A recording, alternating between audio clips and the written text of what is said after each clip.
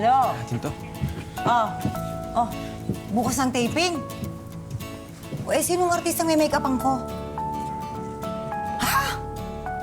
Si Madam? Ako, ayoko yan. Matara yan eh. Baka mamaya sigaw-sigawan lang ako niyan eh. Oo. Ira, okay ka lang. Oo. O siya. Basta kaliwaan tayo ha. Alam mo na, kailangan ko ng datong. Busy ang lola mo. Birthday ng aking favorite na baby boy.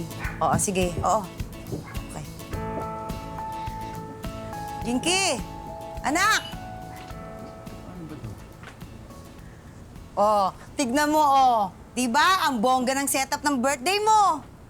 Siyempre, birthday ng paborito kong baby boy.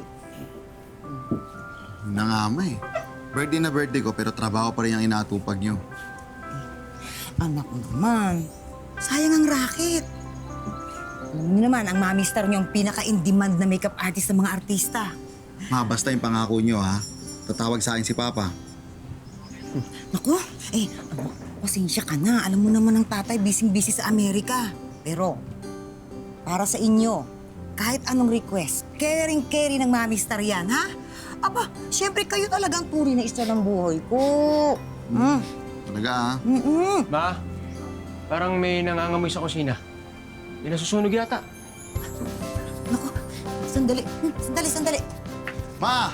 Basta yung pangako mo ha. Expect ko yan. Mga anak! Pa? Pa! Ma naman eh. Puro kakalokohan.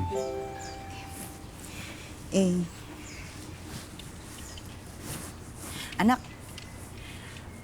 gusto ko lang namang tuparin yung wish mo eh. Kaya ginawa ko ng paraan. Sorry ha, may emergency kasi ang tatay sa Amerika kaya hindi makatawag. Pero carry ko naman maging mama at papa sa inyo. Yung catering, ma. Nasaan na? Kasi paparating na yung mga bisita eh. Oo nga pala. Catering's on the way! Oh ma, sino ka naman dyan? Naku, anak! Sino pa? Di akong caterer ng birthday mo. Oh. Ma, ba't naman kailangan ikaw pa gumawa ng lahat ng yan? Kala ko nag-iwan ng budget si Papa para sa birthday doon ni Jinky. Ako naman, anak, wala naman masyadong maraming tanong. Ang importante, di ba, nairaos natin ang birthday ng kapatid mo. Food is ready! Asan yung mga kaibigan mo? Yung mga bisita mo, asan na? Hindi, paparating na daw sila eh. Oh, Tara na, ayusin natin yung pagkain. Dali, i-ready na natin yan.